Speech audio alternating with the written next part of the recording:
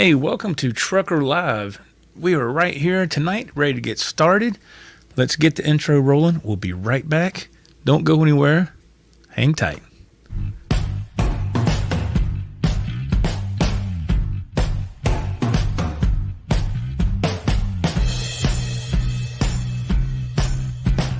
And now it's time to roll.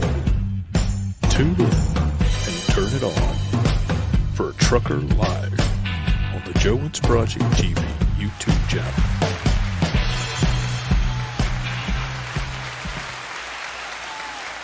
All right, man, we're here. We're back. Yes. Welcome to the very first Trucker Live right here on the Wentz Project TV YouTube channel.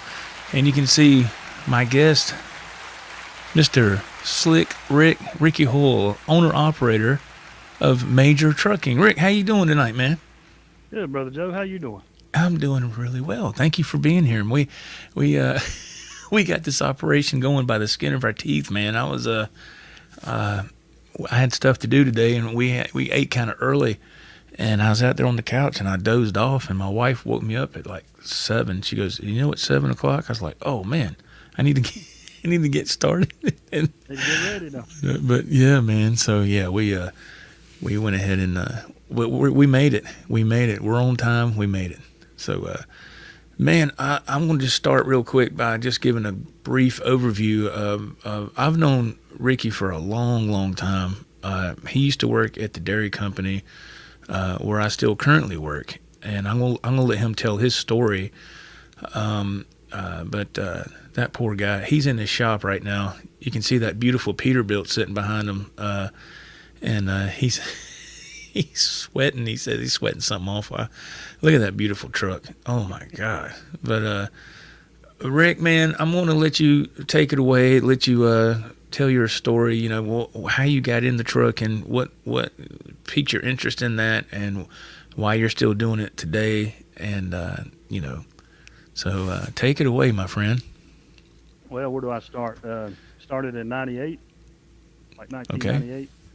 The story is, all right, I borrowed my mother's minivan while she drives a truck. She drove a truck also. Her and her husband run team east to west, North Carolina to California. Okay. And so I borrowed their van. Man, I borrowed it for the 5 days or 6 days they were out. And then when they came back, her husband said it had more miles on it than they put going to California back. So I need to be a truck driver. Ah. So, I found this truck driving school, and I went to it in Spartanburg, South Carolina. Got started. I left. I run east to west with a company out of Bowling Springs, North Carolina. I loved the company. It was a great company, Turner Trucking. If you want to just run east to west, be home every week, you can do it. You know what I mean? Good pay, good people, good family company. So I got to doing that, and I've done it for a little over 6.5 years. Oh. It's kind of funny on that story too. Is I run team with a guy. Anyway, long story short, I ended up in a divorce with, it happens in trucking. Right. So I kind of went through all that, found a good woman, got married, remarried, Right. Anyway, the kids come over for a visit and said, "Hey, Dad, if you was home every night, we'd want to live with you." Right. So my wife says, "Hey, call the lawyer. Let's work it out." So I had to get a local job. That's where Pet Dairy come in, because my wife's uncle was working at Pet Dairy. And he was like, "Hey, man, it's a good company." So I went with it. And when I went and talked to the boss man, I asked that guy, your boss at that time, right? Right. And I said, "Hey, man," I said, "what can a guy make?" Because the numbers, like when he was telling me what y'all were getting paid, it didn't really add up. Right. I didn't think I was going to make enough money, right? Mm-hmm. So anyway, I asked him. He said, "Well, I got one guy that makes $85,000, and I got a guy that makes $35,000 to $36,000. Kind of whatever you want to do, right?" Right. So I was like, "Well, shoot, I like that $80,000 round." You know what I mean? Yeah. Yeah. Because back then, we're talking. This is 2005. Wow. Okay. Yeah, it was a long time ago. Yeah. All right. So I done that. I was like, "Yeah." So it really worked out good. That's how I met you. I didn't like the drama as a local driver. Right. And some guys may know what I'm talking about there, but You know what I'm talking about. Oh yeah. If you want to get into that, we can. But Yeah. I enjoyed going east to west because my mom and her husband was in one truck. My uncle and his partner was in a truck, like not a partner, but his teammate that he run with out Right. east to west. Right. He couldn't get his wife to drive a truck, so it's all right. His son came to work there, him and his wife at that time. So it was really just a big family, man. We left on Saturday at 2 o'clock. We sitting in Eloy, Arizona by 8, 9 o'clock our time, which Arizona's 2 hours behind. California's 3 Right. hours behind. Right. Certain times of the year, Arizona's 3 hours. Uh-huh. You know what I mean?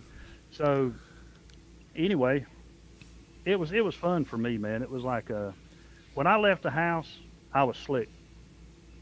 Yeah. Everybody knew me out there on the road as Slick. Hey, is that Slick in that Turner truck? Or, whoever Yeah. was running with us and stuff. So that was Right. fun. If I wanted time off, all I had to do was tell the guy, in 2 weeks' notice, give him 2 weeks' notice, he's pretty much off. So I got addicted to that, man. I was making really good money for what I was, I was used to working in like a cotton mill or roofing houses or doing some kind of, Right. Right. little job, bringing home maybe $200 a week or whatever. Yeah. I got my first check over there, and I was like, man, I just hit the lottery. Yeah. That's what I felt like, right?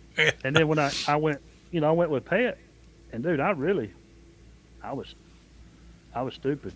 Like I was like, wow, dude, look how much money I'm making, and I'm home every night. Why? Right. Yeah. Wait a minute, did I need to say that? No, you're good. You don't make no money, right? Okay. No. No. Them guys in senior, see, and that's the first time I ever heard junior or senior driver. And the guy, Yeah. he really tripped me out when I heard that. Hey, junior. Yeah. Hey, junior driver. Yeah. Dude, I'm 30-something years old. I ain't no junior, and I've been trucking for almost 7 years. You know what I mean? Yeah. Yeah. And what got me, man, was that, when I went to that truck driving school, they always told me, you've got to have over-the-road experience.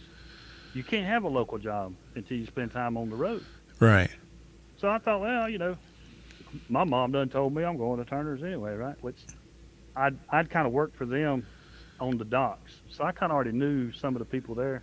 Yeah. So I loved it. If it wasn't for my kids saying, hey, Dad, I want to live with y'all, I want to be, I probably still would be over there. But as I got into Pet and working those crazy hours, you guys, we all see it when you get on there and you're going to work in the afternoon and you work. Yeah. It's like I told somebody one time, man, I work first, second, third. Yeah. How do you do that? Well, I mean, you do, which, back when I went to Pet, we had, paper log. They didn't have E-log. Right. Right. So we could work a little harder. You know what I'm saying? Yeah. But I remember leaving out one night, and I was listening to XM radio. And there was a guy on there everybody's probably familiar with. And he was talking about being an owner-operator. He come on from like midnight to 1. And so I'm riding up 85. I think I had some milk to Greenville and then up to Charlotte and around Yeah. there. Yeah. Anyway, the guy was talking about it, and I got thinking about it, man. If I can do this, if I'm making these people money, like I made Turner some money when I run over there because I could run 3 trips in a 8-day time, whatever you want to call it, 9 days, and then go to Pet. And we basically worked, what'd you get, like 2 34-hour resets. They wanted you to get one in the middle so you'd work on Saturday. Right. To me, the mental capacity of being at Pet versus being over the road, I'm really surprised nobody committed suicide at Pet. Yeah. I mean, I pat you on the back, man. I give you a lot of credit for being able to stay there as long as you have. Yeah. You mustered the storm, brother, and that's awesome. And some people out there don't understand. Right. And I'm not putting the company down. The company's great. The company was fine. Right. And the drivers that was there when I was there, them what they call the senior drivers. Yeah. Right? Yeah. A lot of them are already gone. Yeah. I mean, I think you got one hanging on. He's going to he probably won't leave the earth until he gets to be number 1 at Pet, right? Yeah. He tries to make my life hell, but Yeah. Well, Yeah. And that's another little thing, man. I mean, we won't get into all that, but I mean, unless you want to. But I mean, the way them guys were, there was one guy there that did go mental. They messed with him so bad, and it was all about the union. Which I never worked for a union. I thought the union was the mob, but they wasn't. And I'll say this: that union is not a union like. Right. It's what they say. It's what they say. A wannabe union. Yeah. Yeah, well, and I called it pet. Let's see, what did I call it? The boatsman. I said, "Hey, man, one of your pet detectives has been monitoring what I'm doing." Yeah. And so he was like, Ed, I told him, I said, all this is a truck driver daycare. Yeah. Yeah. I mean, plain and simple. I didn't mind doing the job, and I got to be pretty good friends with that shop steward. I really thought a lot of him. He had some different ways, but he's from up north. We won't hold that against him either, right? No, for Right. nothing against the northern guys. Right. Right. It was a learning curve, man. I done 6.5 years there. Yeah, you were there a long time. Yeah. Yeah. And so let me back up. I got a lot of faith in Jesus Christ. He's my Lord and Savior. So he's really got me where I'm at. He's put me in the right places with the right people. Let me Right. put it that way. And so, like, when I was listening to that channel, man, and that guy kept talking about owner-operators, I'm thinking, dude, I do everything. I do everything like I'm supposed to do. How come I can't make that money? Right. The problem was finding the right owner-operators that would talk to you to tell you, most of them was just telling me, man, stay where you're at. You got a good thing. And so when I did finally get a truck, and I told one of our friends that works there, I said, hey, man, I'm, bought my own truck. You want to get out of here? He said, man, are you crazy? He said, you're going to walk away from all this to be an owner-operator? Yeah. Yeah, but I don't want to be 65 years old looking back going, man, could I have done it? Yeah. Would What I could make I, shoulda, woulda? Yeah. Yeah. Exactly, yeah. Yeah. And my dad told me, hey, son, you was born butt naked. You Yeah. ain't promised nothing in this world except for to live, pay taxes, and die. That's right. Anything you do in between here and there is totally up to you.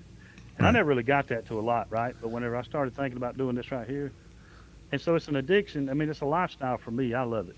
I Right. take it very seriously. Right. I take, in the friendships and the camaraderies that I've made over the years, Right. I treasure them, like with you and I. Right. Yeah. I got some guys that have been really good to me as far as being an owner-operator. Yeah. I got some good friends that one guy lives in Tennessee, one lives Yeah. in Georgia. So, they're kind of scattered out. Right. And so it's been and that was the quick rundown, right? Yeah. Yeah. I bought one truck and run it for 8 years, which I bought it off the company I work for, because me and that guy, it's like a family, like that trucking company made you feel like a family. Right. All right. Yeah. And they had it down pat. You run out to LA, you kick off some stops. I think the most stops I had was 14 or 15 Wow. around the Los Angeles area. Oh, at Turner's? Okay. Oh yeah. Yeah. Because he runs east to west. Like you could go northwest Mm-hmm. or just to LA and back, stuff like that. But they had really good equipment, and that's one of the things that got me in this boat with this Peterbilt. Yeah. Because that year I went to work there in '98. Mm-hmm. He only had they were just making a transition from Peterbilts and Kenworths to Freightliners, and I said that real Oh. fast. Okay. Okay, so if you can't tell, I love Peterbilts. Right. Pack car, But it's all good, man. Whatever you got to drive, you know what I'm saying? But, Yeah. Yeah. that Freightliner you got.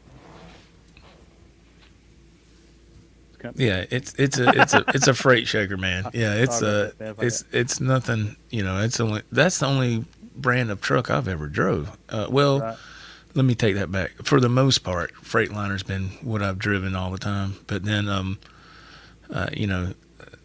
had a Volvo for a short while. But Sorry about that. they I didn't have it long because they, as you know, their main brand of truck that they have out there are Freightliners, and Oh yeah. so yeah. That's I wouldn't know what it would feel like to drive a Peterbilt or a KW, or I wouldn't know what that feels like, but Well, it's awesome. yeah, I mean, I'm not just saying it because I'm in love with Peterbilts and Kenworths or whatever, right? right, But like when I was driving, like when I started over there, man, I drove the first 3 trips. I drove a Freightliner Cascadia. right, All right. So it was. I didn't know anything any different. I seen them Peterbilts in that W9. I liked them. Mhm. But I run with the group of guys that drove those trucks. And so there was another, like a Freightliner Classic. Those were long hoods. They had the big bumpers, with the chicken lights. We call them chicken lights. And so I run Northwest with a guy, and he had a red Freightliner Classic with the chicken lights decked out. And people pay you so many compliments. I mean, you know what I'm saying? It's like, man, it makes you feel good. It makes you want to stay in the truck, right? Right. Got to go home for 2 days, really? You know what I mean? And so there was some times where I would come in, me and the guy that I was riding with, we would come in, grab another trailer, and go back out. We called them turnarounds. Turnarounds, yeah. Yep. And so we would do those. And when you come back in, you'd pick up 3 paychecks instead of 1. Wow. So that was always nice. You know what I mean? Yeah. And so there was that one year, I think I made $56,000. And what is this in the mid late 90s? Yeah, in the about 99. Okay. 99, I think it was. Me and the guy's name was Popcorn. Good guy, loved him to death. He's passed away now, but oh man. Yeah, I say this, man. Trucking's a lifestyle. Right. A lot of guys that I know that run real hard back in the day are not here no more. Right. And their health's their health's got them, so to speak. Right. I'm not blaming that on the trucking company or nothing like that. Your body has a lot to do with it. You know what I'm saying? Absolutely. So, yeah. So that's a thing too. You got to be in shape. You try to be in shape. Yeah, it's hard when you're driving a truck. Yeah. Yeah, I park at the end fuel aisle sometimes and try to walk in. That's what I do too. When I stop to get fuel every morning, I park at the very last fuel lane, and there'll be nobody there, and I park at the very end so I can walk. And it's not that far, but still, How many bays are open when you come back and somebody's pulled in behind you? None. Nobody's behind me. But when I get there early in the morning, all the bays are empty. Right at the 38 on 26 there at that. You know where I'm talking about, where the hot spot is, and you saw Chad there one time, and but I'll stop at the very end one, and I do that on purpose. But when I come out, everybody's trying to get closest to the building. They pull to the fuel lane closest to the building. But yeah, I know what you mean. Yeah. I know, because when you sit down all the time and drive, I'm like you, man. When I first started to drive, I got my CDLs in around March of '95, and it was weird because I fell into it kind of in a different situation. I was working for a contractor for an electrical company, and that's when the law changed, and you had to have a CDL to drive a dump truck, and because before everybody had Class C, just regular Class C license, and then the law changed, and then the company sent all of us to the DMV. We got grandfather claused in, so I didn't have to do a road test. I didn't have to do a preach. I didn't have none of that. All we had to do was go take the written test, the 3 tests, and so out of the 3 tests, I passed 1 and failed the other 2, and I had to go back on my own dime and take the other 2, and I barely made it. So that was around 95, and so I was working for that company, and it was just dump trucks. It wasn't 18-wheelers. And then I got on with the concrete company, and I guess it was around March of 95. And worked for them. I started driving flatbeds, doing hauling all kind of precast and pavers and concrete pipe, manhole, all that stuff. And then came to the dairy company in 2000. And then, and you say you came in what, 2005? Yes, sir. Yeah. So okay, all right. Because I remember when you told me about, and if anybody that drives a truck,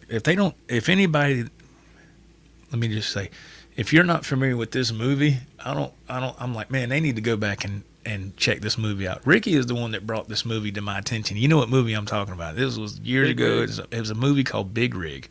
Remember that? And I was like, Big Rig? He's like, yeah, you need to watch that movie. That's it kind of gives a great look on the lifestyle of driving a rig.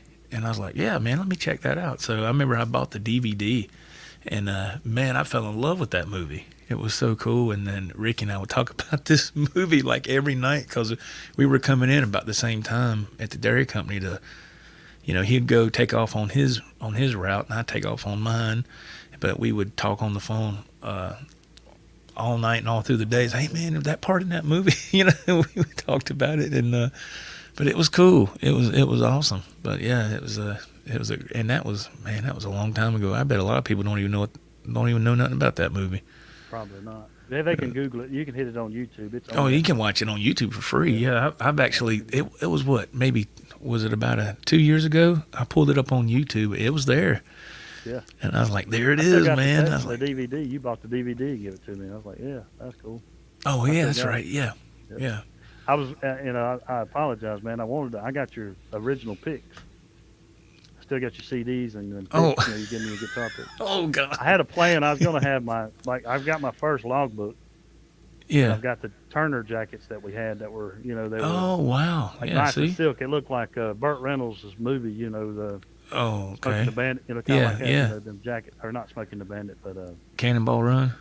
that's it. Yeah. Them slick, silky light Yeah. jackets. Yeah. So anyway, I had a big thing, man, but I had to run to Florida, which I was afraid of that because we had this planned for tonight. Right. So they gave me that load yesterday. So I run to Florida, got unloaded, got reloaded, made it back up here today, and then I had to cut the grass. It's just been a moment. Oh man, you've been wide open, man. Absolutely. Well, and see, I was going to tell you this too, man, is how I got from truck to truck and ended up Yeah. with this Yeah. is my dream truck. Yes. So I worked at the Pet. When I bought my truck, I went and leased on with a company out of Spartanburg called Uh-huh. Belue.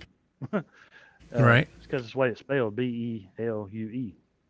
So I Right. call it Belue. And I worked there for 4 years.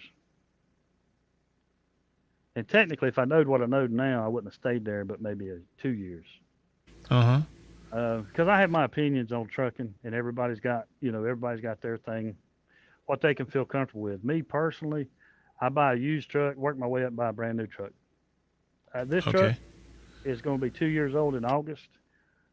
By next August, if we still have a country, and we won't get into politics, but if we still have a country, we will we'll sell this truck and buy another one.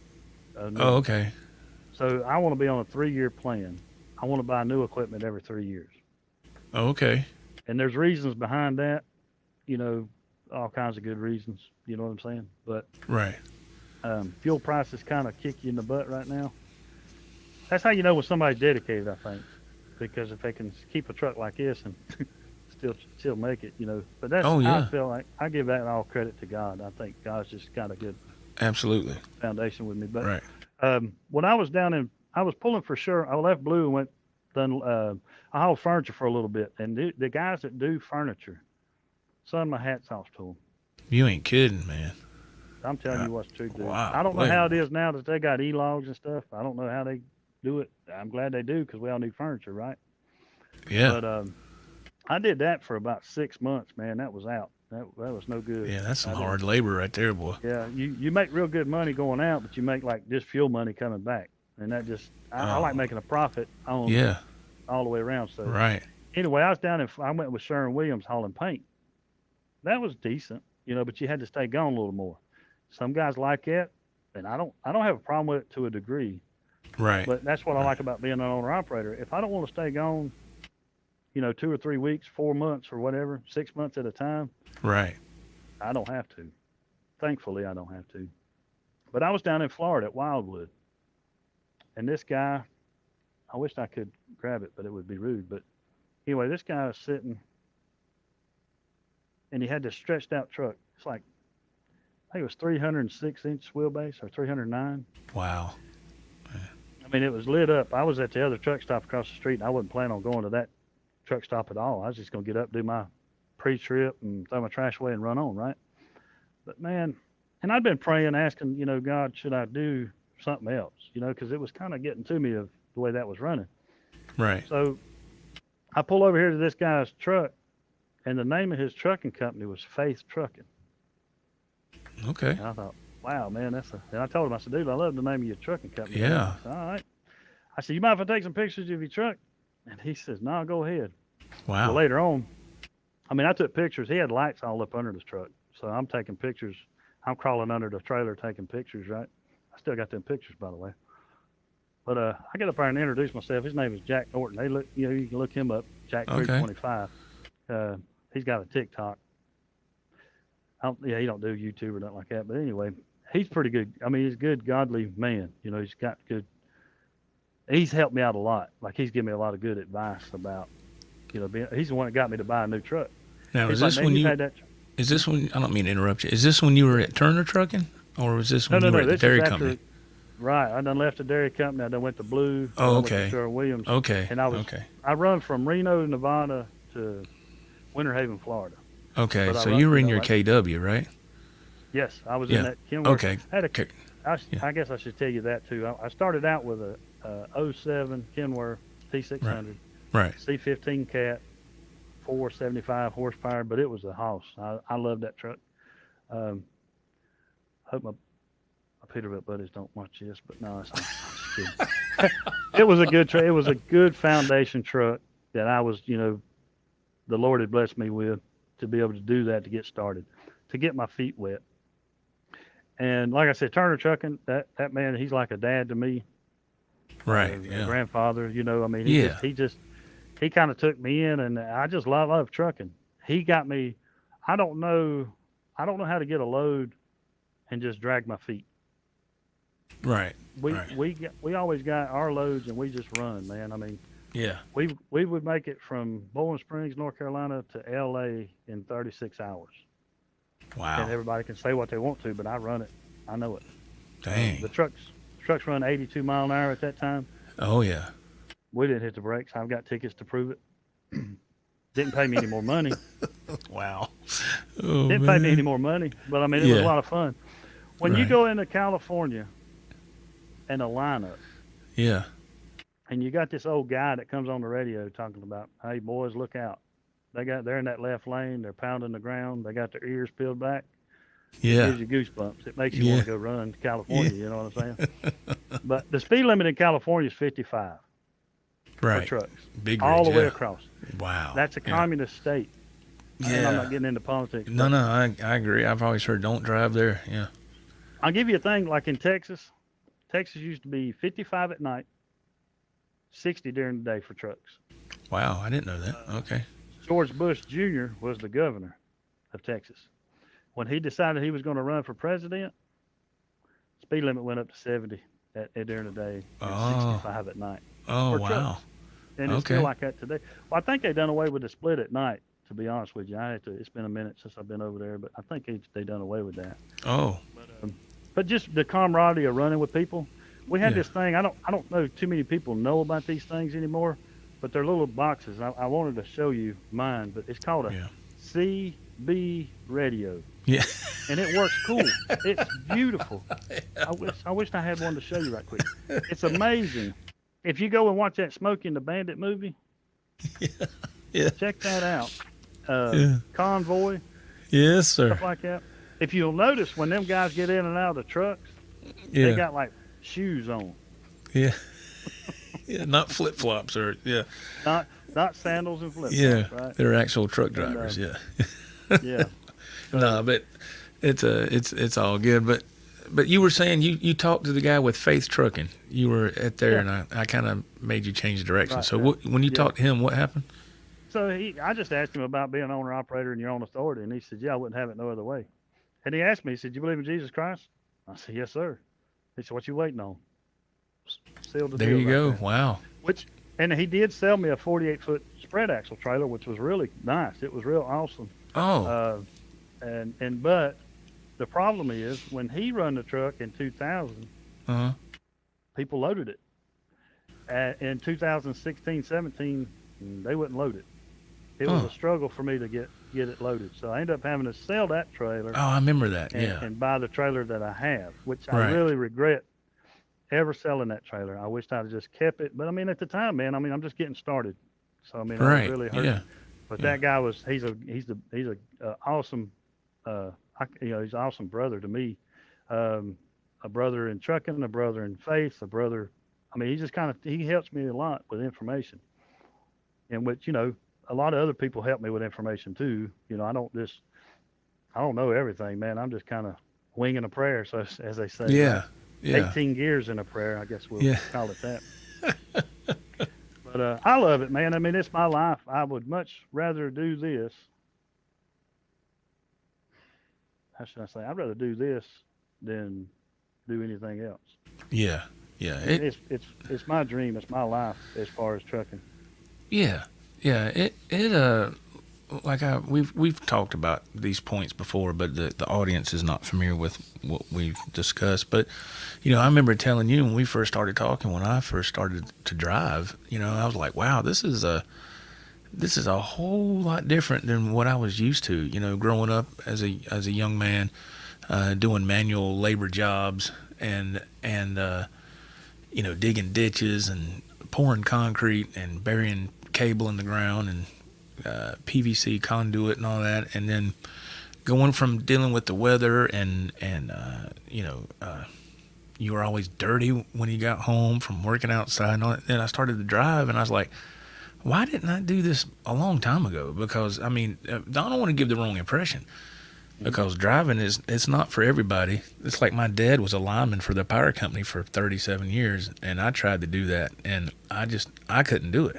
It just wasn't for me. I did that line of work for probably about 4 years, but it was all underground. It wasn't overhead, but still there come a time where they said, well, you need to learn how to climb poles. And I was like, man, I'm not climbing nothing, because and the guy told me that. It was a 2-man crew. He goes, well, you need to start learning how to climb. I said, I ain't climbing nothing, man. They don't pay me to climb. I'm just a helper. Well, you're going to do it whether you like it or not. I said, we'll see.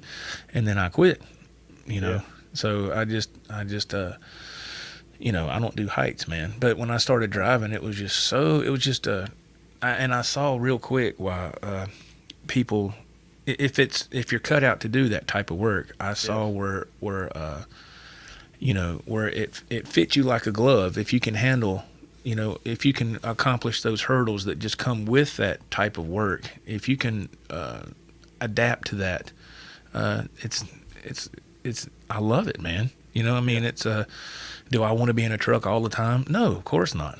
I have a life here in this music room. I try to create and be creative when I can, but trucking has allowed me to have these toys, just like the beautiful shop you're in now, that you have, and trucking has provided you for some nice things, but yeah, I'm very, very fortunate that that's the one thing that I'm half-assed decent at doing is driving. Anything else, Well, that reminds me. I'll tell you a little story, man. Whenever Sure. I was, Sure.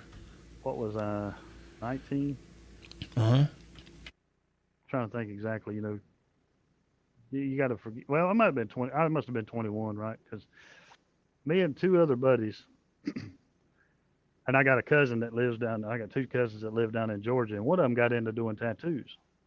And that's where the mileage, so it was. I was over 21. So anyway, I borrowed my mother's van. I drove to Georgia, and we all 3 got tattoos. Right. So the the thing that got me was when we were talking about it. A guy asked me one time, "What would you do if you done something different with your money?" Like, we got them tattoos. We basically got drunk, got tattoos, right? Right. So I used to drink and party a lot. Right. So anyway, somebody told me one time, said, if you when you get around different people, you'll think different. True. I didn't Yeah. never True. understood that. Yeah. I love the guys I grew up with. I still Right. see them around today. Right. Love them like brothers. We grew up together. But we I got sober in 2000.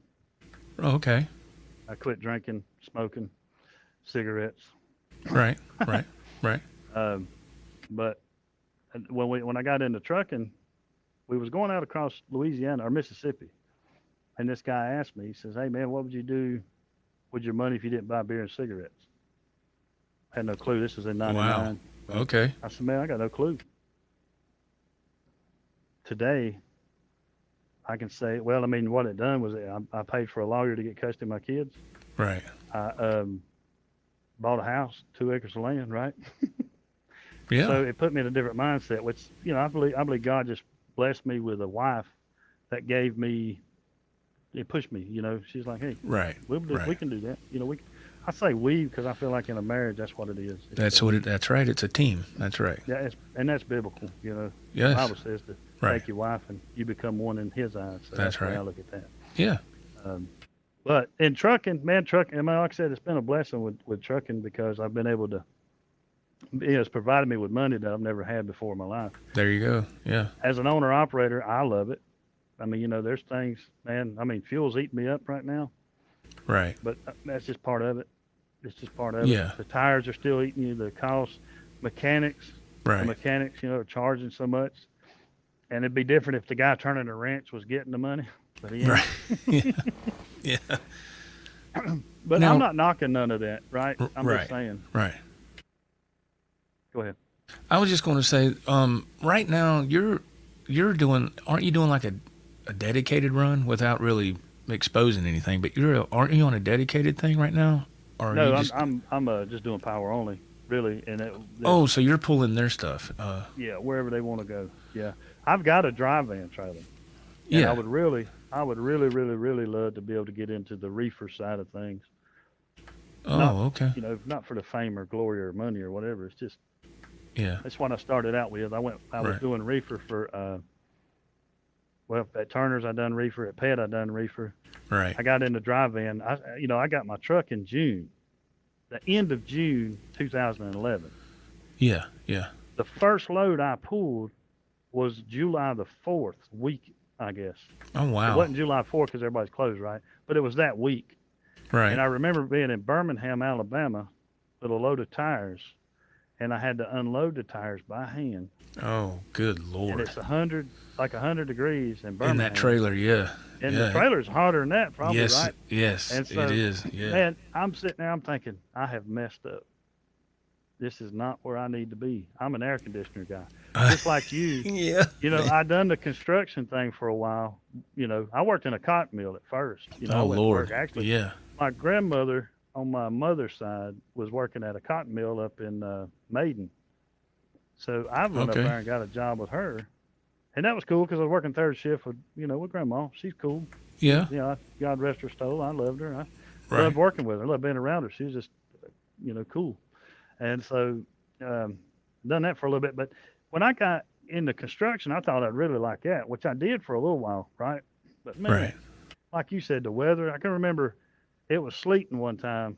We was building houses up in Lake Norman at a housing development, right? Yeah. Yeah. And it was sleeting. And I showed up. I mean, because that's just what I've always been the guy that shows up for work. Right. And yeah. so, Nobody else did. yeah. Well, I mean, the guys showed up, but they were like, "Hey, man," he drew a circle on the floor. He said, "When that thing gets full of water or ice, we're leaving." Dang. We's gone. Wow. That's like, all right. Man. So I started figuring out, man, I wish I could do something else. Which I got into working vinyl siding and doing replacement windows, and I done that with a buddy of mine. We done it about a year, I think, Yeah. and that's when the trucking started calling my name. Yeah. And so I like that. I mean, I love that. I love everything I've done as far as my Right. work life. Yeah. They when you said you were unloading tires, I'm assuming that's when you had the KW, and that's when you Yeah. went to Blue, because I remember that. Yeah, that was I had that truck for 8 years, and that truck you had it for a never- long time. Yeah.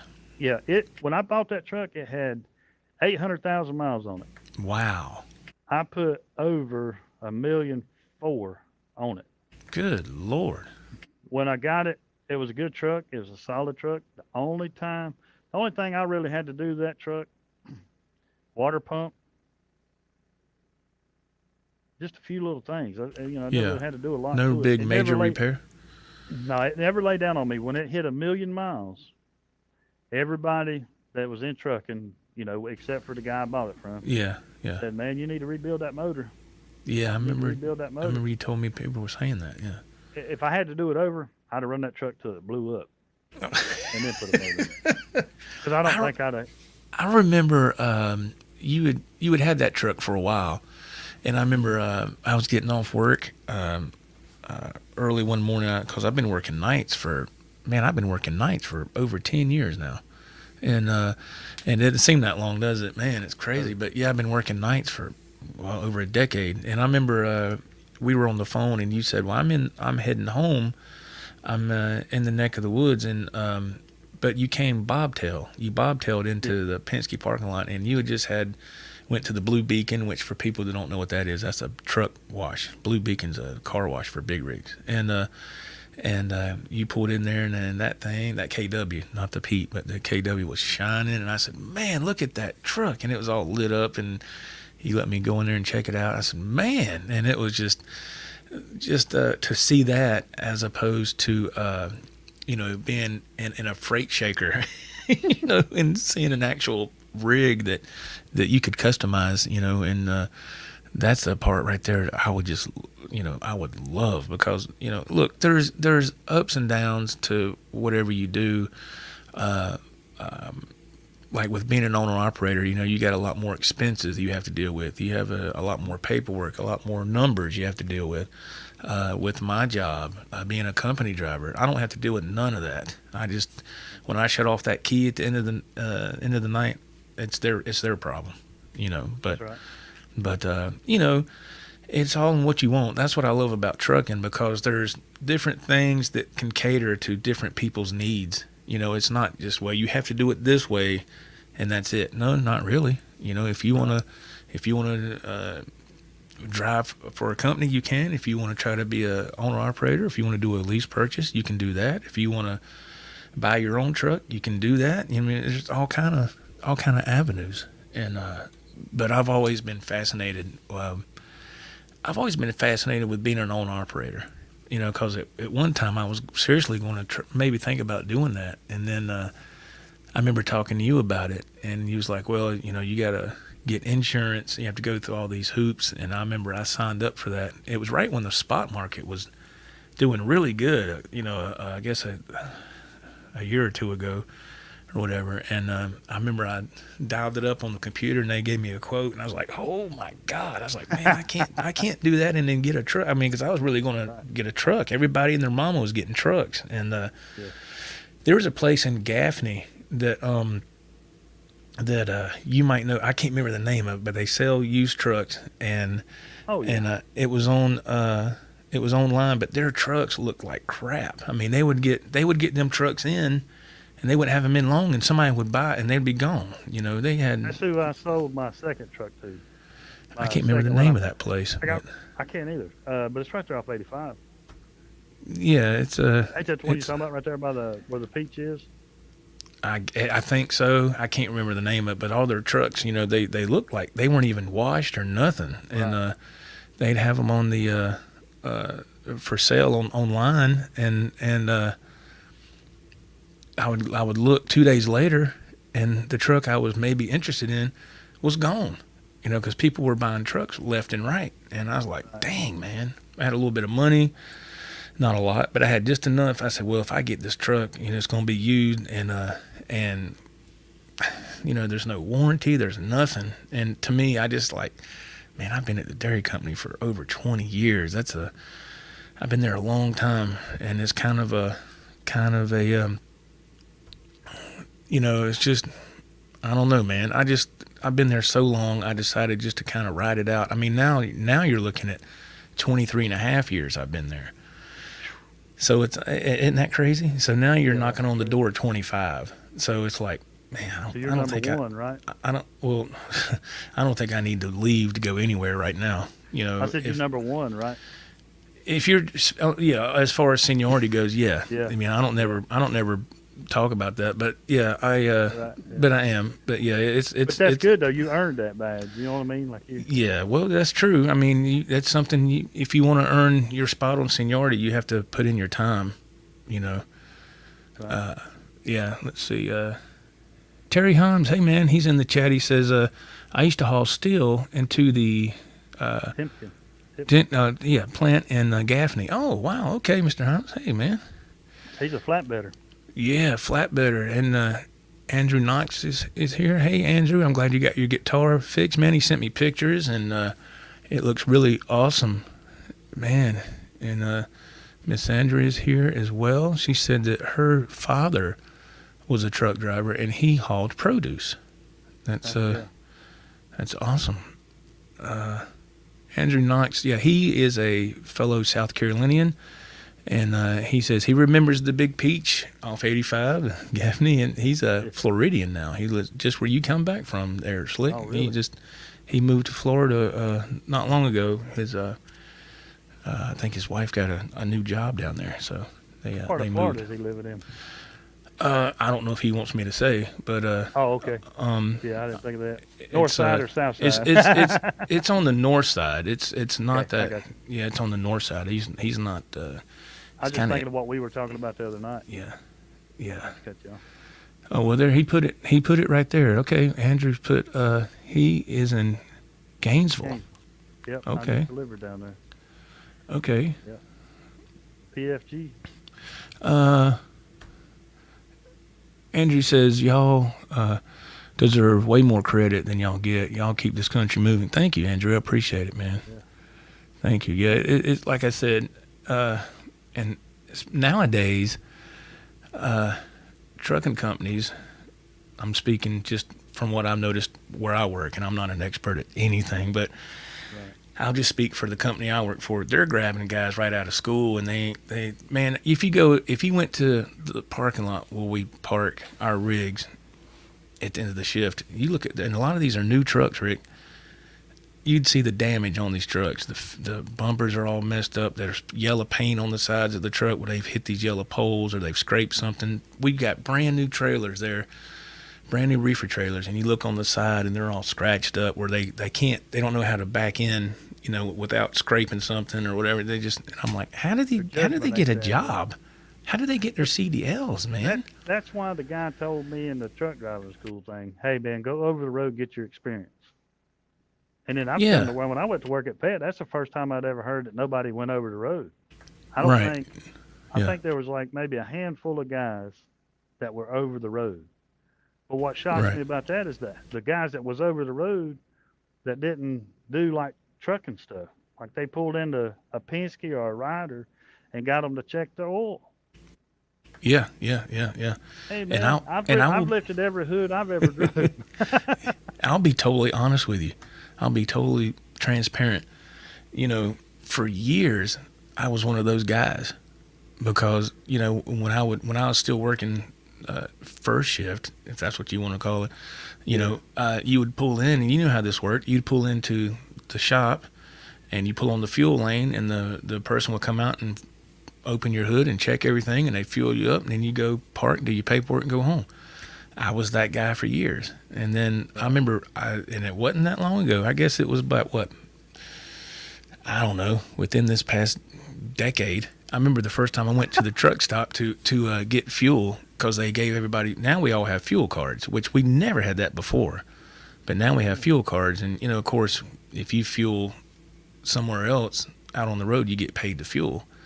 If you fuel up there at the shop, they don't pay you to fuel. Right. Well, I'm going to fuel on the road because you get paid. Right. So, and I remember when I first went, I said, man, how does this work here? And I still remember, I remember when I got diesel for the first time in that damn truck, and I was like, oh, yeah, okay, damn, because I didn't know, I had never done it, I remember when you took that run up to Virginia. You remember that?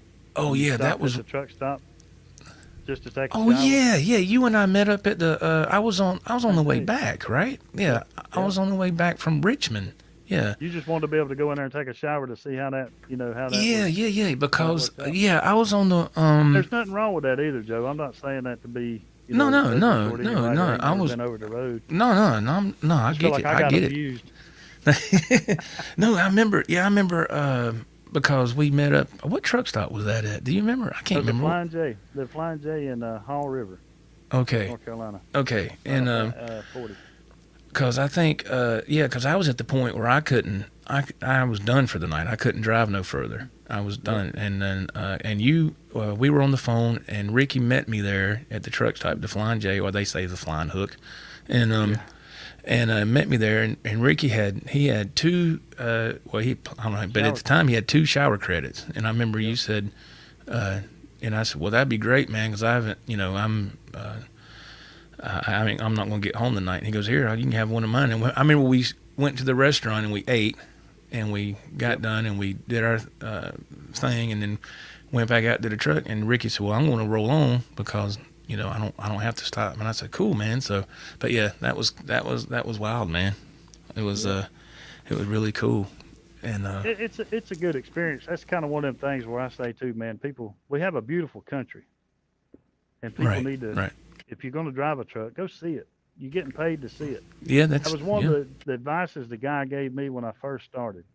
The very first week, a matter of fact, there were 5 of us running together going to California. My mother, she was in the group, but the guy told me, he said, man, if you don't like this, if we get out there and you don't like doing this, you don't like being away from your wife and kids or whatever, don't come back. Just don't do it. Yeah.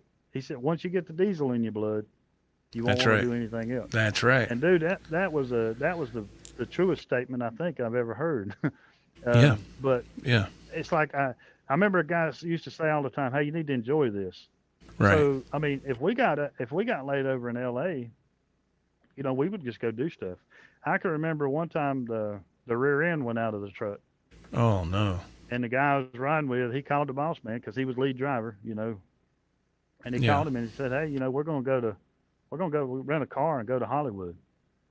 And the guy said, you know what? He said, I done it 30 years ago. Y'all do it and give me the receipt and I'll pay for it. Wow.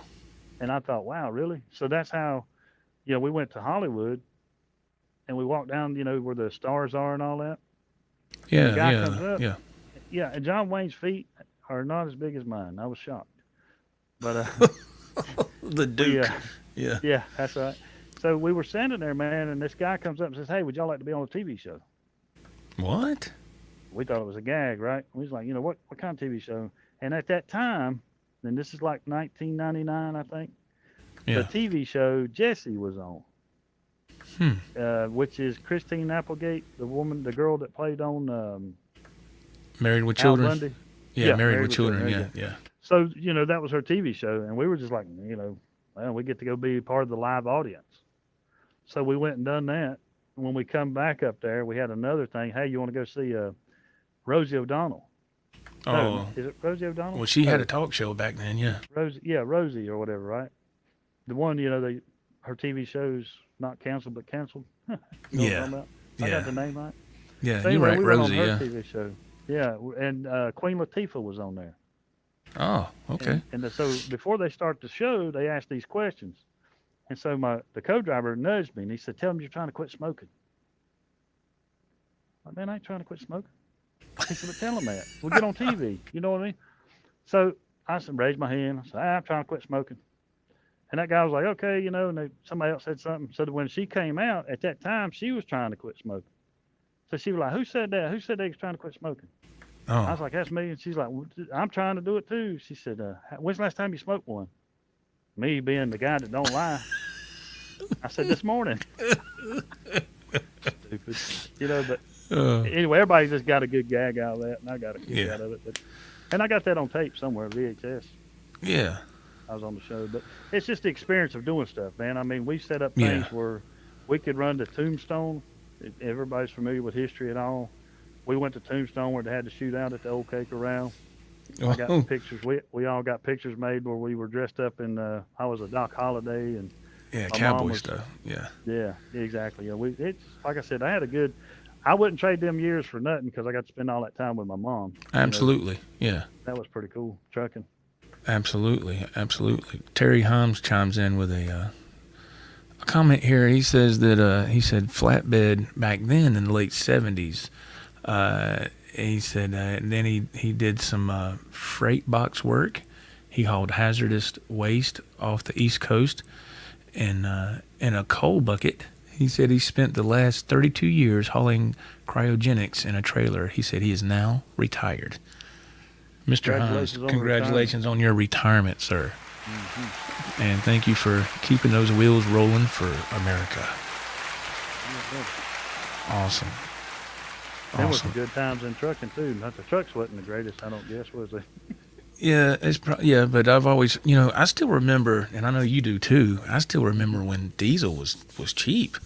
Yeah. You know, I mean, remember it was before I started driving. It was not long before I started driving, and diesel was cheaper than unleaded, and then right before I started driving, I noticed it jumped, and that's because the government got their hand in it. Of course, we've talked about that, but you know, guys were making good money, and the government said, "No, y'all make too much money, so we're gonna put regulations on everything." You know, That's right. Well, I mean, that's just like with the ELDs. Now, to me, since they got the computer in the truck, let me run it the way I want to run it. right? You know what I'm saying? Like if I go somewhere, it's just like coming back from Florida. I didn't get to. I would have been just about 30 minutes shy of making it. Okay, So why couldn't I've just went my 30 minutes and got it over with, and then come home and make my reset? Or right, like in Turner Trucking situation where they run east to west. If you run a solo to California and back, you'll make it back to the East Coast. You'll have one driving shift left to get home. So you have to take a right, 34-hour reset on the road. That's not right. I just don't go home. Let people be home. The reason they come up with logbooks anyway was so the employers wouldn't overwork the drivers, right. because we didn't have enough sense to say, no, I don't need that load. I'll take it. If you're going to offer me money, I'm going to take it. Yeah, yeah, Well, it's right. our bodies. I mean, if a guy wants, listen, there's truckers out here that stay gone for 6, 7 months at a time. Good They have, Lord. they have those, I call them home on wheels. Home on Wheels, yeah. I've never seen the inside of one of those except on YouTube, but in person, I've Right. never seen one. Yeah. Oh man, they're nice. I mean, they're all the luxuries of home, but there's guys that haul jet engines, and they stay gone a lot, all year. I think one guy told me he was home 2 weeks. Good For the year, Lord. 2 weeks, a total of 2 weeks. So I don't think he was home like 2 weeks and then Yeah, stay yeah, gone. yeah. Just a total. Yeah, that's. I mean, those guys. I can see why they're gone all the time. Those things are a lot of money, and they live out there. But man, it's like, why do you even have a residence?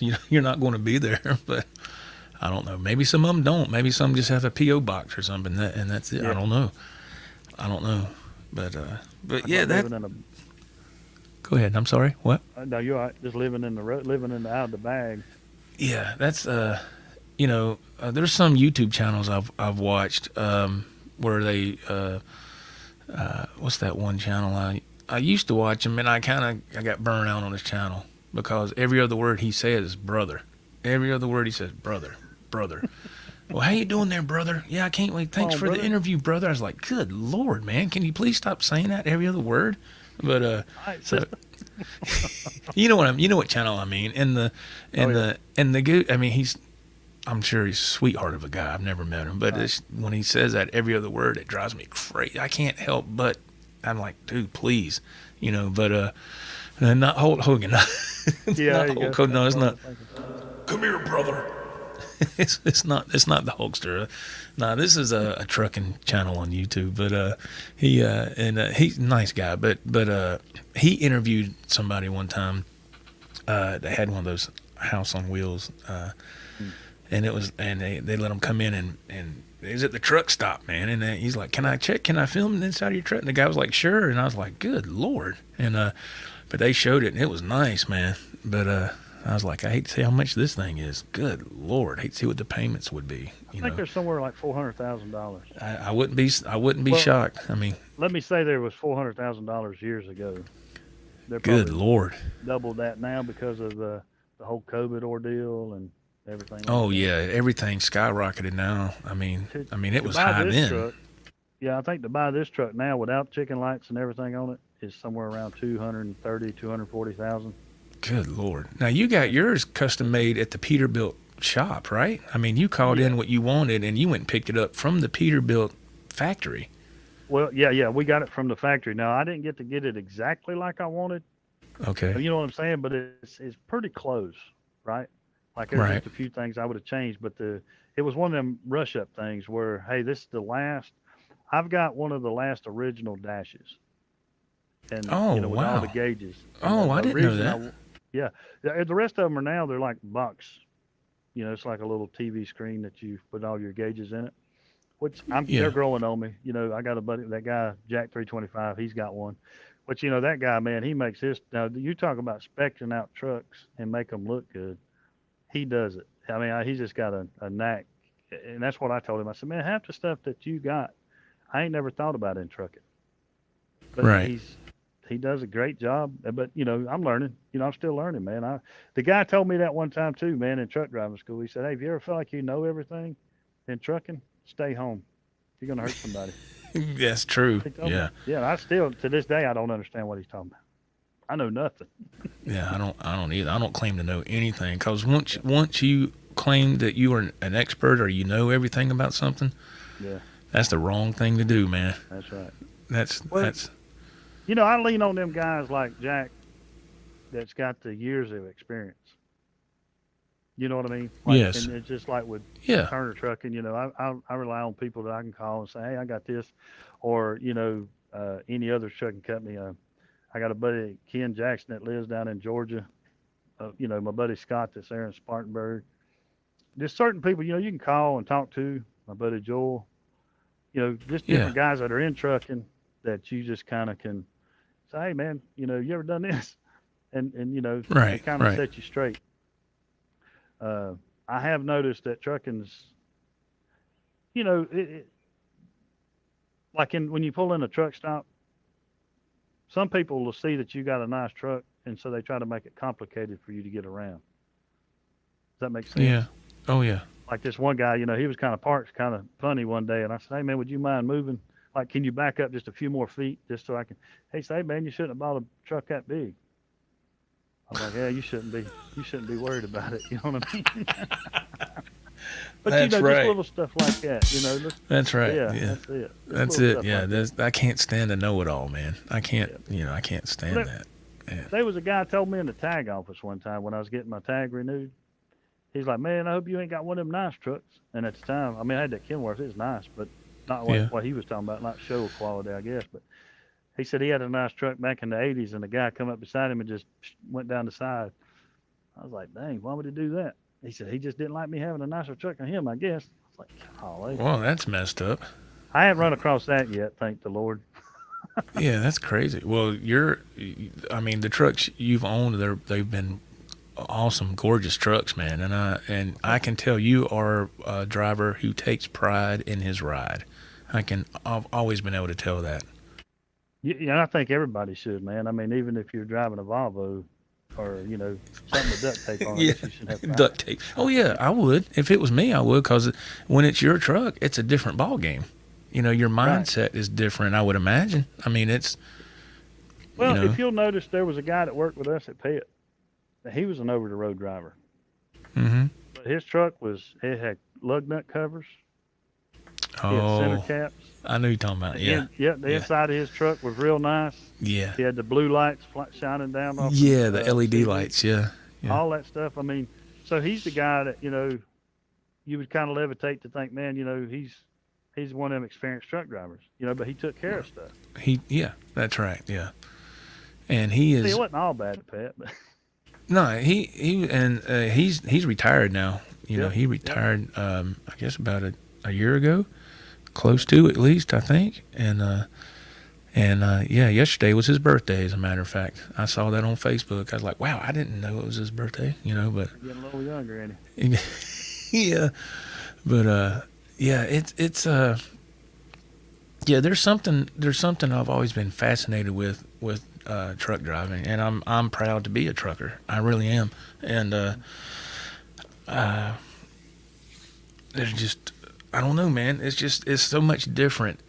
Like I said, when I first started to do it, and I was driving, and I've always been used to working on a crew and having orders barked at you, or get that shovel or get the jackhammer and get that tamp and get the hose and hurry up, you're moving too slow, let's go. And it's always always that all the time. And when I first started driving, all that was gone, and I said, man, it sure is hot. And I went turn on the AC, and That's right. I said, oh my God, and I said, well, there's a truck stop, let me stop in there and get something, a nice cold drink, and back then I smoked. I said, I get a pack of cigarettes, and I could pull in there and walk in there and do it. And as long as you weren't lallygagging. You took just 10 minutes and did it, and nobody said nothing. And it took me a long time to get used to that. It's kind of like, I guess, when you're this might be a crazy comparison, but kind of like when you I guess you get let out of jail or prison, and you're so used to how things are for so long, and you get out, you kind of have a little freedom, and you're like, well, can I do this? And then you can, just and that's the one thing with me. Now we've known each other for a long time. You know me, man. When I and old Chad, aka Kool-Aid, he'd always give me hell about this. But whenever, even where I work now, when I get my load and I'm heading to the beach, I'm gone, man. I'm getting it. I don't stop. I don't mess around. I don't sightsee. I don't do none of that. I get, cause you know how it is working there. If you can stay ahead of the game, stay ahead of the 8-ball, you get down there and get back and get home, because you won the battle that night. You won the fight against the dairy clock, so to say. But there were some guys there that they would take their time. They would stop here and stop there, and that's whatever they want to do. I'm not dogging that at all. But I've always been the type to get down there and get it, and get back. Core stop, get my fuel, make a couple other pit stops if needed. And then get back and get home. And that's running east to west is the same way. Yeah. Like when you're running over the road east to west, it's the same thing. If you're going west, now this is the way we always looked at it and we talked about it. Right. When you're going west, you're on the boss man's time. When Okay. you're running east, you're on your home time. Oh. So there's a story behind that where they used to have CB radios in like buses. Right. And there was a country singer. Well, you back then you always asked for bad reports, and when you seen one of the buses, you could holler at them and say, hey, who's in the stagecoach? And most of the time they would talk to you or whatever, right? Well, just this one night the country singer keyed back, and I told him, I said, if you wasn't going west, or if I wasn't going east, I'd stop and give you my autograph. And he laughed, and he said that was a good one, man. He said, if you'll come back up here, he said, we'll get off up here at this next truck stop. If you'll come back, I'll give you my autograph. I said, nah, man, I'm going east. I'm going home, man. I don't need your autograph. I don't need your autograph that bad. The guy. Yeah, I really liked the country singer, right? I liked him, but it wasn't worth turning around and going back. So you were passing a country artist and his tour bus going the other direction, and y'all were on the CB radio, and he said, if you want my autograph, I'll meet you at that ramp. Yeah, I ain't worried about that. I wouldn't care. When I started, the guys that I run with, they'd been there 10, 15 years at Turner's. They had talked, they would tell you stories about Johnny Cash and Dolly Parton. They said Dolly Parton would talk forever. Oh, wow. Really? Yeah, on the CB, yeah. She made her bus driver mad one time because she'd wrapped that CB cord around his neck or something. Okay. They just stories that guys would tell, right? I believe them because I've seen it a few different times. We had one guy that worked there. He went by the handle of Tom Turkey. Okay. And I think he met every country singer. It just seemed like he was always running across them buses. And you remember that bar in Charlotte, Coyote Joe's? Yes. See, they'd all go in there. 9 times out of 10, they would go in there and perform. Okay. And he would know, and he would go in there and talk to them, and they'd know who he was or whatever. That was, that's pretty cool. So just little things that happens on the road that's pretty neat. That is. Absolutely it is. Wow. It ain't always bad being on the road. No, it's not. Of course, the thing that I hate, and I know everybody else does, the thing I can't stand is blown tires. I can't stand that. Oh my God! Because I've always do had it about every other week. Don't you? Well, that's, and you know what that comes down to, because you'll sit there and I'll go around. I do my pre-trip. Now the first thing I always look at, now if I don't care what anybody says, the first thing how I do, I always look at the tires. Every day I check the tires, because unless they're virgin tires, they're the dairy company, they just run recaps all the time, Yep. And so I always check and I look at those, man. And then there's been times I've wrote the truck up, and I say, hey man, need tires. Come out there the next day, Same tires. Hasn't been changed. I write it up again. Need tires, please. Please put new tires on. Next day, nothing. You go down the road, and of course, the hotter it gets outside, the more likely your tires are going to go, because it's just, that's just the nature of the beast, as they say. And when the tires start to get, wore down pretty good, especially recaps, they're going to go, man. And I had one on my trailer. This was 2 weeks ago. I think it was 2 weeks ago. Mm-hmm. And because where I go, they always give me like I told you, they always give me the sketchy run-down trailers. They've got new trailers there at the dairy, but they keep those for the stores, for the drivers that do the store runs. I'm like, well, to me, that's discrimination, man. I'm hauling product too. I mean, hey, look, you know as well as I do, the place I delivered to, wasn't there an accident there that involved the trailer that we talked about the other night? Yeah. Okay, because I took the trailer I took, which had nothing to do with me, but the trailer I took had a malfunction that happened in the middle of the night, actually the next day, and the trailer, there's something that happened down there. Well, that wouldn't happen if they sent a decent trailer down there that didn't have any kind of, any kind of mishap would happen. I'm not saying it would never happen, but it's a lot. The risk is a lot lower when it's a better piece of equipment.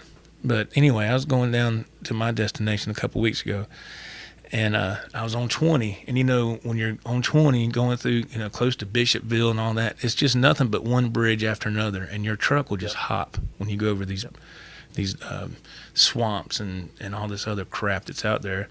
And I only had half a load, so didn't have a lot of weight at all. And so I'm sitting there, and you're bouncing going over these bridges, and I remember looking at the tires on the trailer when I picked it up. I said, man, those look, they're okay, but I just don't trust them tires. And I said, well, let's go ahead and go. And I went over some of the bridges, and I went over one, and as soon as so when you go over, the truck's going up, so the weight's a little bit lighter, but when it settles, it's putting more pressure right there on the end of that thing. Next thing I know, it's like, boom! That tire said just exploded, and I'm driving. I said, "Oh God!" And if nobody's ever heard a trailer tire blow, from way back there, and you can hear it in the cab of your tractor. Yeah, you can feel the pressure in the cab. It's loud. I mean, and it sounded like a cannon going off. And I remember when a tire blew on the tractor for the first time when I started driving right behind me. I about had a damn heart attack. It was like, and I was like, good Lord, like Fred Sanford, I'm coming home. But anyway, anyway, the tire blew on that trailer a couple of weeks ago, but it was the outside tire on the very back left. It was the outside tire. And I said, man, the cap had, busted off of it, and I said, man, I went back there and looked at it. I just got to the 98 where that not the 98, the 128 at that pull off. It was before you get to 95 on I-20. And I looked at it and I said, man, I'm not going to sit here for 6 hours waiting on a damn tire man to get here, because man, they ever since the pandemic, man, you will sit there and you will sit there and you will sit there. And the people in the office, they don't care, they don't care. So I said, you know what, I'm gonna roll on with it. I still got one beside it that's good, and the two up in front of it are good. So I got back in the rig, man, and I took off. And I said, I looked up ahead, and it was getting ready to rain. I said, okay, well, that'll help cool the roads down. Maybe I won't have no more bad luck. And I made it down there to the destination, and then I got it fixed the next day. But I can't stand messing with tires, man. Was that as far as in a day cab. When I was at Turner's and blew trailer tires, man, they blew. It was what it was. You could hear it. You could look out your mirror and see stuff going everywhere, right? But as far as in that day cab, that was scary. I mean, first time I thought somebody shot at me because I was at the bottom of Saluda getting ready to do it. God, yeah. Saluda there. That thing went boom, and it's like I could feel it in the cab. Yeah, the pressure. Dude, somebody just shot me. Yeah. I know, man. When I first experienced that, I thought I was gonna have a stroke. Mr. Himes, the retired truck driver we talked about a minute ago, he made a comment here. Let's see if we can put it up. He says he likes your story about passing the country artist in the tour bus, and y'all were going separate directions, and you said, "No, I ain't worried about your autograph right now. I get it later." But he says that was nice. He goes, "Now I will date myself. I was on Mel Tillis's bus in Effingham, Illinois, at the truck stop. I also play guitar, and I got talking to the band members who took me on the tour bus. Great memories of that time." Wow. Yeah. How cool is that? Mel Tillis was a good one too. Yeah. Yep. Yeah, that's old school. Yeah. Yeah, man. That's awesome, man. Thank you, And Mr. that Himes. truck stop he's talking about, is he talking about the Petro or the Chrome shop? I don't know. Effingham? He says, I don't know. I have no That's a idea. good truck stop up there too. Yeah. Iowa that's a- 80 truck stop. If you're a truck driver and you ain't been to Iowa Oh, man. 80, I remember seeing that you're on in a the truck movie stop. Big You're in Rig. a That's truck something I've driver, always wanted to see, just in person. I mean, I know to other guys, they'd be like, what's the big deal? I've been there 100 times. Well, I never have. I think it'd be you cool and your wife to want to hop on the plane and go up there? Dude, I ain't getting on no damn plane going nowhere. Shit. If I'm going somewhere, I'm going to get paid. I don't like to travel for free unless I'm coming home, you know? That's right. I ain't getting on no damn plane. No, man. Hell no. But yeah, man, that is so I heard you say, if you don't mind me asking, I heard you say this when we were on the phone the other day talking about getting prepped for this show, and you said that you will never own your truck. And No. you said there was a reason for that. Can you because I was kind of like, huh? I thought that was the goal, but tell me why that is. I don't want to own it. I want to run it, get 300,000 miles on it, and get rid of it, grab another one, and keep going that way. The reason I would want to do that is for financial reasons, as far as taxes, business-wise. The worries of the truck. Like once a truck hits 500,000-600,000 miles, Right. things start going wrong. Right. And there again, that's, just from an experienced driver that has nice equipment, this is advice coming from him. And he told me, he said, if you look at all these companies, why do you think they get rid of their trucks at 300,000-400,000 miles? True. Now, don't. But Pet is leased with Penske. That's true. You see what I'm Right. saying? So, Yes. like when their trucks comes in, they're right there at the shop. And Right. when it's time to get another truck, then they can just grab one. You Right. know what I'm saying? Where yeah. other companies, you got Swift, for the big guys there. Big mega carriers, yeah. Right. And all them people are set up for their thing. I came in to trucking with a small company, which is at the time, I think he had like 48 trucks. And I think he's cut back now, but his motto, we got a brand new truck every 2 years, but we had 500,000 miles on the truck. Okay. Because we run east to west. That's 5,000 miles a week, roughly. Wow. And so he traded the trucks off. Yeah, he bought them and then he sold them or traded them, whatever he did, right? I didn't. At the time when I was working there, I had no idea, had no inclination of going owner-operator. That wasn't in my path. My mom told me, hey, son, don't worry about it. This guy's buying really nice trucks. He puts us in the finest equipment on the road. Right, yeah. We could keep up. The only trucks we couldn't keep or pass were cow trucks and flatbeds. Everybody else we could, and we broke the speed limit in every state like that. That's what you want to do, right? Not nowadays, but back then, it was cool to go fast. It didn't hurt. The guy told me, he said, man, drive as fast as you can afford. I got my first speeding ticket in in Alabama, just on the east side of Talladega down there.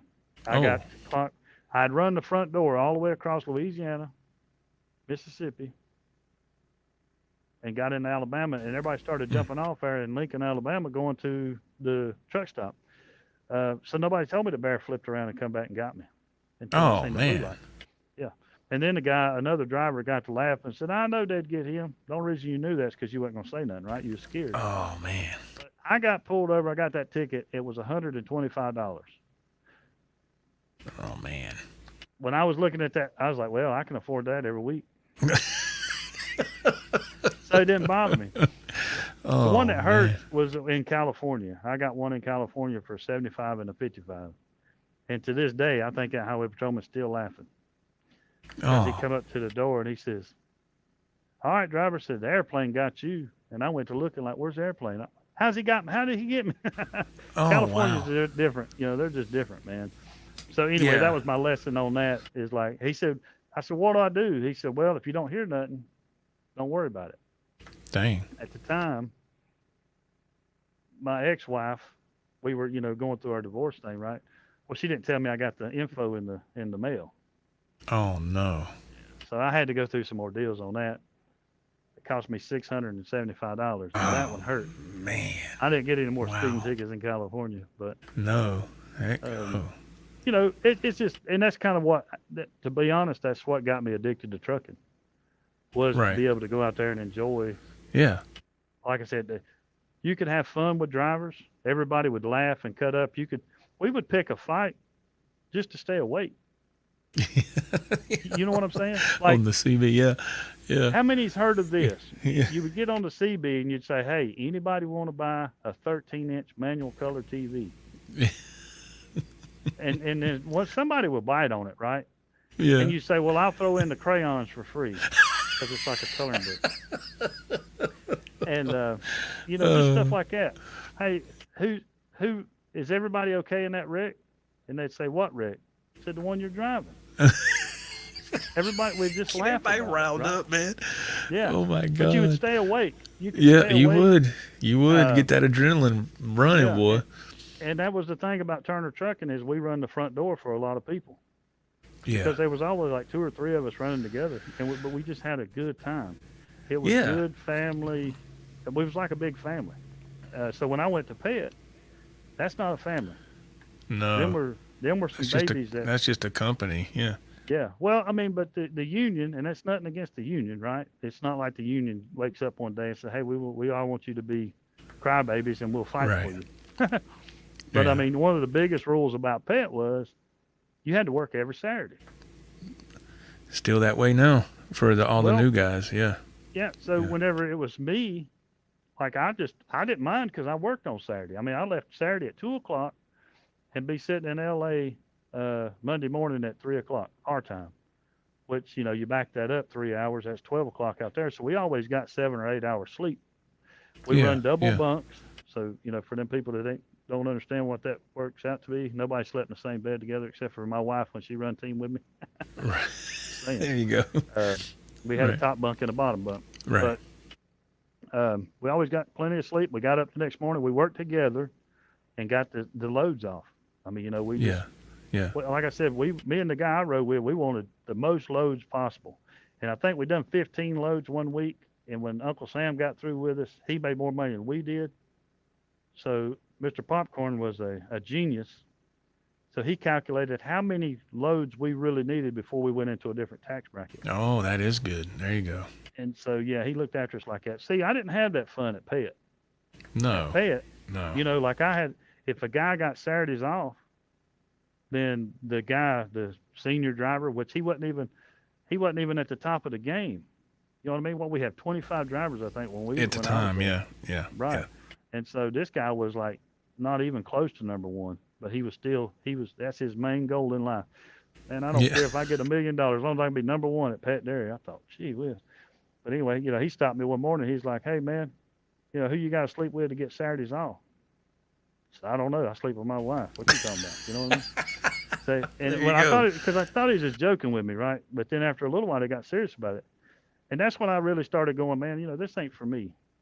If this owner-operator thing would work, Yeah. I would go with that. So I went in the office and asked the boss man, I said, "Hey, man, your pet detective was talking to me this morning. And how many Saturdays have I had off? Because I ain't kept up." Yeah.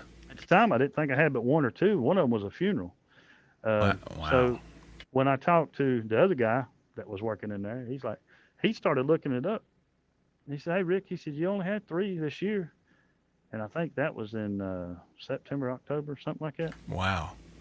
And so that told me, man, it was them people are too serious. And then when they would go in there and look in your envelope to see how much money you made. Oh, your settlement sheet. Yeah. Yeah, exactly. So Yeah. I knew then that wasn't really for me. because the people at Turner's, like Yeah. working with that job, nobody cared about nothing. They just wanted to go out there and back. They more or less had a race. Who's going to get out there first and get back? Who could get home quick? Right. Right. You know what I mean? And there was that one guy that worked there. He could remember where everybody went. Wow. Like he knew. He told me one time, like this is 3 years in the deal. He's like, we finally met up or whatever, and we was talking. He says, well, I remember your first trip. I said, me too. But he told me where I went. I thought, dude, how do you remember that? I can't remember what I did last week, man. Well, I about can't anymore. I got the logbook. Like I said, I was going to show it to you. Man, Because have you ever noticed that drivers have been driving for 30 years? Like back in those days, Mhm. whenever everybody drove for 30 years. yeah, Like, darn, yeah. that's the magic number, 30 years. That's what I'm shooting for, I guess. But I don't know. It might be a little shy from that. I don't know. I take it from day to day. But we're talking with Ricky Hoyle, everybody. He is an owner-operator. He has his own truck, as you can see behind him. He's wearing his shirt for his company, which is called Major Trucking. There it is. And that's his truck on his T-shirt. And we're having a chat here about how and why he started to drive. And this is a wonderful interview here. I appreciate you so much taking the time to share your story, man. Like I said, I knew your story. I've known it for years, but I thought it would be great to share it on here. And we're talking driving stories and just all kind of stuff. And people are chiming in with a couple of their stories from driving. It don't matter if it's a rig or if it's whatever. If you have a story you want to put in the chat, feel free to do so. We can if you want to share it, that is. I mean, if not, that's fine too. Mr. Terry Himes chimed in with talking about Mel Tillis and being at the truck stop and meeting on the tour bus. And let's see, Miss Sandra has a story here, I believe. She goes, okay, here's my story. I drove a cab. I hauled people. One time, it was Donnie Osmond. Wow. And one time, it was Tanya Tucker. Donnie Osmond is a fantastic human being. Tanya Tucker is not. Ooh. Oh, wow. Man. Hey, that sounds like a juicy story, don't it? I ain't kidding. Let's see. She said, and I know who Mel Tillis is. My mom and dad loved his music. He was on TV a lot. Yeah, he was on he was a big time country singer back then. I remember Mel Tillis very well. And I remember when he stuttered. Like, see, he got out of that after a while. Yeah, well, when he sung, he never did. That's right. That's what Miss Sandra says, right? He never stuttered when he sang. Yeah, that was That's right. I always thought. I remember he had a cameo appearance in Every Which Way or Any Which Way But Loose with Clint Eastwood. He was he got up there on the stage and he was singing. And I actually I didn't buy the movie, but it come up on my YouTube some weeks back. And because a lot of times now I'll buy my movies from YouTube because it's just I don't know, I just like that better. And but it was for free, and I said, man, I have not seen Any Which Way But Loose in forever. So I watched it, and I love Clint Eastwood anyway. I think you and I have talked about that. I love those movies. And Mel Tillis was on there, and he started singing, and I said, oh man, I remember Mel Tillis. And then when he introduced the woman that's going to be his girlfriend in the movie, and he goes, ladies and gentlemen, Miss Lynn Halsey Taylor, like that. And that was her name, Lynn Halsey Taylor, in the movie. And did you know, I know I'm getting off the subject here, but did you know that her and Clint Eastwood actually were romantically involved for a while? Yeah. And then she kind of flipped out, and it wasn't that long ago she tried suing him for something, and they settled out of court. I said, man, she was just trying to get some money, but I think, God rest her soul, I think she passed away. Yeah, I believe so. But I love that movie. Yeah. Here, there you go, Rigo. Right turn, Clyde. Yeah, That's it. Yeah. I love that movie. I love when the when the motorcycle gang would pull up, and you'd always hear that Blackwood. hear that fucking sax. Good, man. Yeah. You'd hear that sax going, and I didn't know the leader of the gang, the guy with the big beer belly. He was in some of Clint Eastwood's westerns earlier in his career. I said, "Oh, I didn't know that." But Back in them days, see that it's kind of like in trucking, man. They were buddies. They took care of their exactly. It's kind of like when you, hey man, I got this job going on, man. You want to come in and help me do it? That's what Adam Sandler does with his crew. He keeps the same people in his movies pretty much, and he takes care of his. You know why, man? Because they all stuck together early in their career, and they all helped each other, and it stayed like that. They didn't stray from that mindset of, hey man, let's help each other, and that's how great friendships are made. That's and right. I always noticed that with certain TV shows, even back when I was a kid, and then coming up, you would see certain celebrities, I guess you could say, and they would have people on that would make a guest appearance on their show. Andy Griffith was one of them, when Don Knotts left, and because Don Knotts started doing films for Disney, he started making more money. Him and Tim Conway were doing all that, Apple Dumpling Gang and all these other Disney movies back in the day, and then when Andy went, of course, later he did Matlock. One of my mom's still one of her favorite shows today. Don Knotts made an appearance a few times, and the woman that played Helen Crump played a judge on Matlock a couple of times, and I don't know where I'm going with this TV trivia anyway, but it was I just think it's cool that people take care of each other like that, just like you said in trucking. I think that's amazing. I think that's great, man. So what is your plan? So how much longer do you think you'll keep the Pete back there before you trade it in? Any definite plans on that? By August of next year, the game plan to be to have already ordered another truck and sold this one. Oh, okay. This August will be 2 years. Next year will be 3. So somewhere between then, and that it's got a lot to do with what's going on in the world too. If we're having to speak Chinese or Russian or whatever, right? Yeah, North Korean or whatever. Who knows? But yeah, I know what you mean. I know what you mean, man. Yeah. Sorry, I try not to get into politics, right? No, man. God bless the USA. You got the freedom to say what you want here, my friend. It doesn't bother me at all. I mean, I don't care. Well, I don't want to get you kicked off of YouTube or not. Nah, man. This little channel, man, people don't pay no attention. It ain't no big deal.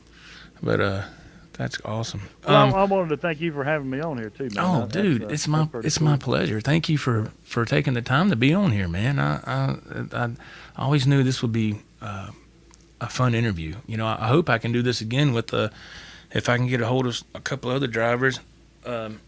I don't know if they'd want to do this or not. I have no idea. You're the first one. So I reached out to you and I said, would you be interested in doing this? And he's like, yeah, man, we'll do that. So I enjoy it very much.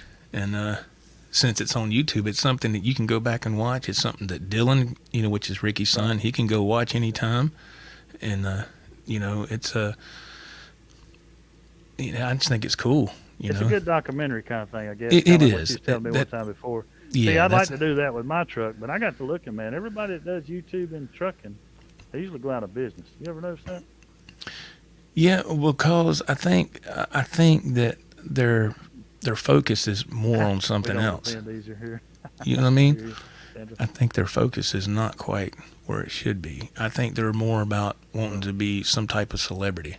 Could be. As opposed to just, I don't know. I don't know. I've seen YouTube channels. Okay, I know this is mainly a guitar channel or music channel, whatever, and it hasn't been, it hasn't really done anything. But like you said, it's for me, my channel. The reason I started this channel years ago was to have a video documentation of my life, this part of my life. Because when I was a lot younger, I mean, elementary into junior high, I actually kept a diary. Now I didn't do it all the time, but there was like certain summers I would keep a diary, and I learned. We talked about that in school when I was young, and you would. I started doing that, and then of course when I got older, I got away from that, and then I would come across those diaries when I got like 5 years later. And I'd look at him, and I was like, man. And I'd read, and I was like, man, I don't even remember that, Right. And and I remember when I got older, going to the lake, or Moxville, North Carolina. We talked about that, And Yep. I practically grew up there in my early teenage years, all the way up to not that long ago, really. But when I was like 15, 16, when I'd go to the lake, you would hook up with a chick, and you would go up and say, "Hey, would you like to go walking?"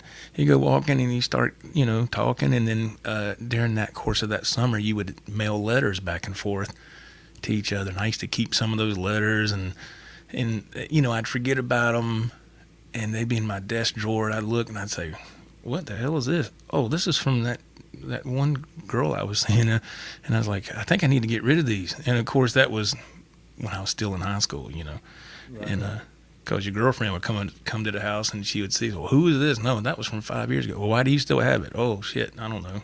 Just I always like memories. I've always liked something that's tangible, especially pictures and stuff. I don't know, I've always liked that, but that's why I started this channel. When I first understood how YouTube worked, I said, I just want to have some kind of diary of my life, and you can always go back and look at it, or my family can, and it doesn't do anything, but it's fun. I enjoy YouTube. It's just fun to make videos.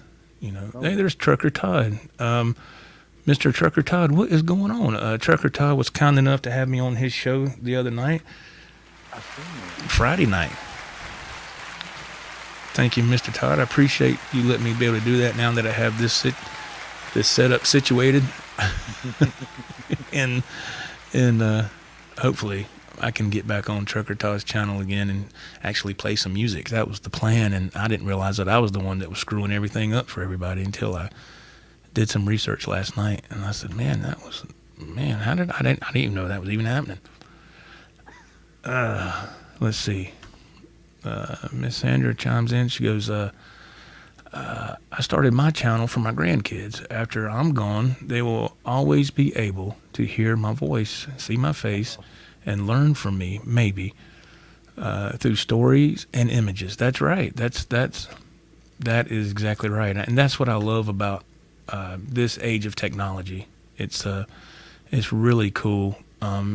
There's good and bad to this stuff, because there's a lot of idiots out there that make it bad. One bad apple ruins the bunch, they say. But I look at it as a beautiful thing. As long as you do it right and treat it right, I think it's a wonderful thing. And hey, Larry Riker, what's going on, man?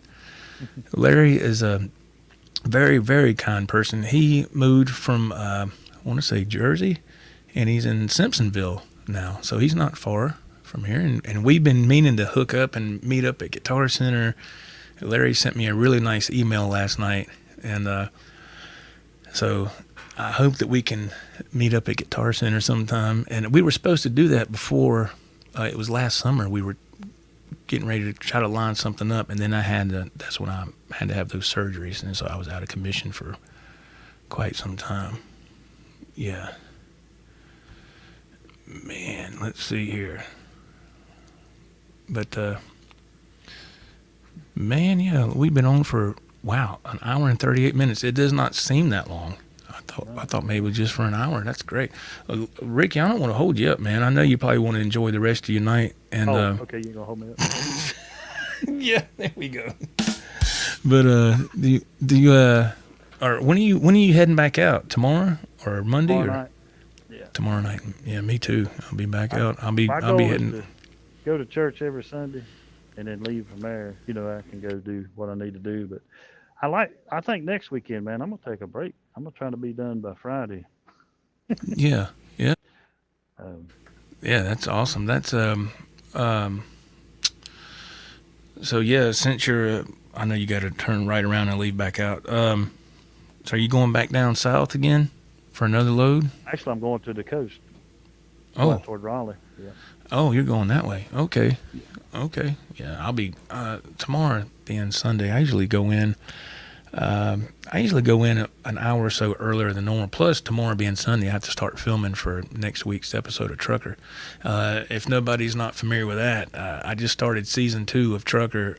It premiered last Wednesday. These episodes will come out on Wednesday around 3 or 3:30 in the afternoons when they'll be released on Wednesdays. And also, not that this matters because this channel is really small, but I do have Trucker merch now in the store, my online store. I'll try to make sure that the links will be in the description. I actually got a shirt in the mail today.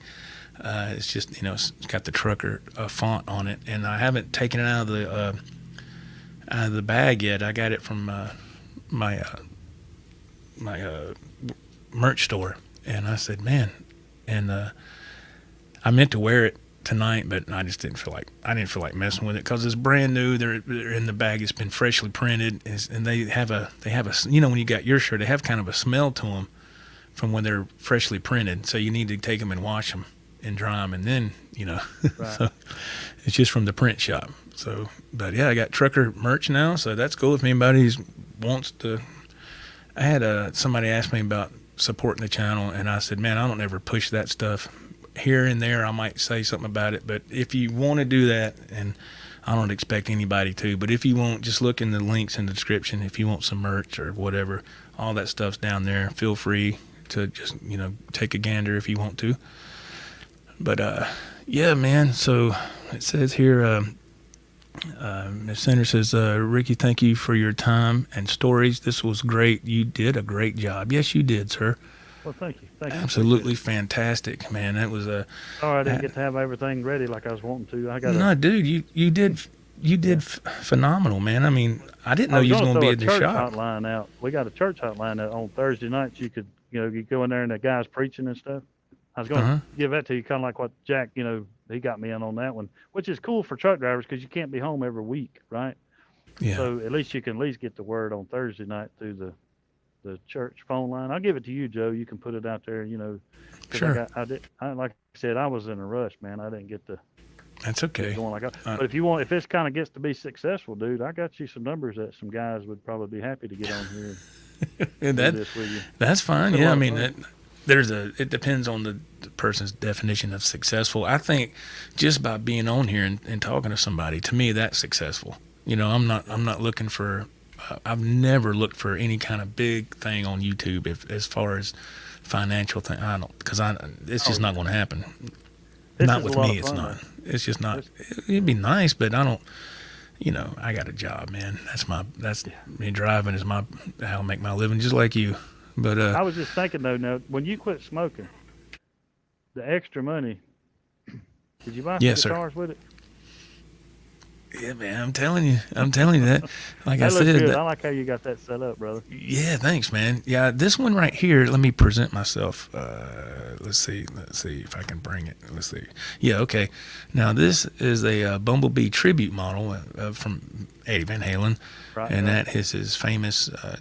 I call it the candy cane model, but these two I built. No, they're not exact specs of what he does. They are not. They're way off. But I just kind of did my own thing, but they play good, and they got nice parts on them. And this one here, the Stratocaster, where it looks like the body. Yeah, I was on the phone with Ricky when I was putting this together. Yeah. So Ricky, he knows about this right here. That was the one I built. We were on the phone together. That was what, last Friday Thursday. Last Thursday, yes. And because you were going to Wilmington? Chadburn. Okay. Because I was on the phone with Rick when he started his trip, and we was on the phone all through the night until about 5 that morning. And I said, dude, I just got finished. I kept sending him pictures throughout the whole process. And so Ricky was the one I was talking to with that build. But yeah, I got another one of those coming next week, all the parts. And but instead of it being white right there, the white pickguard is going to be black. And so that's just what I love, man. I love tinkering with guitars. I love to play them, and it's just. But here lately, I've really gotten into putting them together. It's not, I'm not some. There's a bunch of guys on. So you can put all that in the trucking the same way with me putting this truck together. Yeah. or just it guys just that get depends on into your show trucks kind of right. It's your Right. passion. It depends on your passion. That's right. It depends on what you're passionate about. And for me, it's guitars and playing all these classic rock songs. And some people are like, man, why do you keep playing that? What do you don't you listen to new music? No, because that's not my era, man. My era was 70s, 80s, and just a handful of songs in the 90s, and that's it. That's just what. And when I play these songs, man, it makes me feel good. I went live last night on this channel with my son, and we were just talking about guitars, and he played a song, and then I played a song, and then he played a song. With him, man, he's gonna make you look bad. Oh, he already does. He's incredible, man. He's an incredible player. He was amazing to me because he was like he was floating. He wasn't even trying. What I mean? Like, he's what you call relaxed, when he's playing. And in me, I'm tensed up. I'm like, oh God, No, you're doing a great job, man. I got 2 CDs that you had gave me back. Oh in my God! If you would like, I'll try to play them for you. You know what I mean? No, don't. Let's don't make everybody. We don't want everybody to get sick on here.